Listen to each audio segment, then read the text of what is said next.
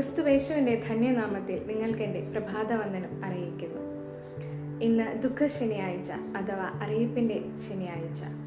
ഇന്നലെ കുരിശിൽ ക്രിസ്തു വേദനയുടെ നിശബ്ദതയിൽ തൻ്റെ സ്നേഹത്തിൻ്റെ ആഴം രക്തത്തുള്ളികളായി ചീന്തി മനുഷ്യരാശിയുടെ പാപഭാരം താങ്ങി തൻ്റെ ജീവനെ സമർപ്പിച്ച ഒരു ദിവസമായിരുന്നു. എന്നാൽ ഇന്ന് മരണത്തിൻ്റെ പിറ്റേ ദിവസമാണ്, ശൂന്യതയുടെയും നിശബ്ദതയുടെയും ദിവസം.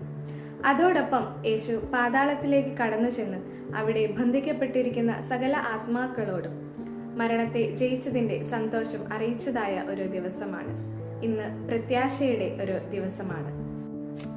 ഈ സത്യത്തെ നാം വിശുദ്ധ യോഹന്നാൻ എഴുതിയ സുവിശേഷം 15-ാം അധ്യായത്തിന്റെ 16-ാം വാക്യത്തോട് ബന്ധിപ്പിക്കുമ്പോൾ ദൈവം നമ്മോടൊരു വലിയ സന്ദേശത്തെ പറയുന്നതായിട്ട് നമുക്ക് മനസ്സിലാക്കാൻ സാധിക്കും.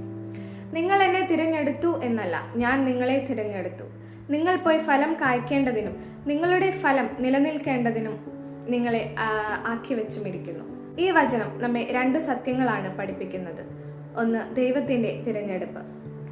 ദൈവം നമ്മെ തിരഞ്ഞെടുത്തിരിക്കുന്നത് ഒരിക്കലും നമ്മുടെ കഴിവുകളോ നമ്മുടെ യോഗ്യതകളോ കൊണ്ടല്ല, ദൈവത്തിൻ്റെ കൃപ കൊണ്ട് മാത്രമാണ്.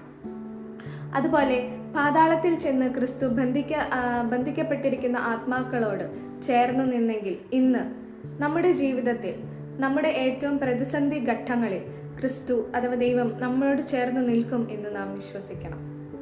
ഇരുട്ട് എത്ര പ്രതിസന്ധികൾ നിറഞ്ഞതായാലും എത്ര ആഴമുള്ളതായാലും ക്രിസ്തുവിൻ്റെ സാന്നിധ്യം അഥവാ ദൈവ സാന്നിധ്യം എത്താത്ത സ്ഥലങ്ങളില്ല, അവസ്ഥകളില്ല എന്ന് നാം മനസ്സിലാക്കണം. അതോടൊപ്പം തന്നെ നമുക്ക് ചുറ്റും കുറേയധികം പാതാളങ്ങൾ അഥവാ പ്രത്യാശ നഷ്ടപ്പെട്ട മനുഷ്യ ജീവിതങ്ങൾ ഉണ്ടാകും. അതൊരു പക്ഷേ നമ്മുടെ തന്നെ ഹൃദയമായിരിക്കും. പാതാളത്തിൻ്റെ അവസ്ഥകൾ നിറഞ്ഞ നമ്മുടെ ഹൃദയം നാം ആരെയും കാണിക്കാറില്ല. ആരും അറിയാത്ത ദുഃഖങ്ങൾ പേറി നാം ജീവിക്കാറുണ്ട്.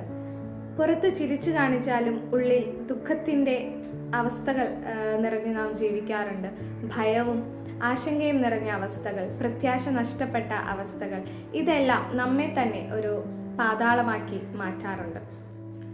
കർത്താവിൽ പ്രിയരെ, കാവൽക്കാർ നിസ്സഹായരായ ആ രാവിൽ പാറ പിളർന്ന് തൻ്റെ പാർശ്വത്തെ ഉയർത്തി ഇനിയും ഒരിക്കലും അസ്തമിക്കാത്ത തേജസ്സോടെ അവൻ ഉയർത്തെഴുന്നേറ്റത് ഒരിക്കലും നമ്മെ ദൂരെ നിന്ന് നോക്കിക്കാണുവാനല്ല, നമ്മളുടെ ജീവിതത്തിലേക്ക് എത്തി നമ്മുടെ വേദനയിലേക്ക് എത്തി നമ്മെ ഉയർത്തുവാനാണ്. അതോടൊപ്പം തന്നെ നമ്മുടെ ചുറ്റുമുള്ളവരെ അവരുടെ പാതാള അവസ്ഥയിൽ നിന്ന് ഉയർത്തുവാൻ നമുക്ക് സാധിക്കണം. അവിടേക്കാണ് ക്രിസ്തു നമ്മെ അയച്ചിരിക്കുന്നത്. അതാണ് നമ്മുടെ ദൗത്യം.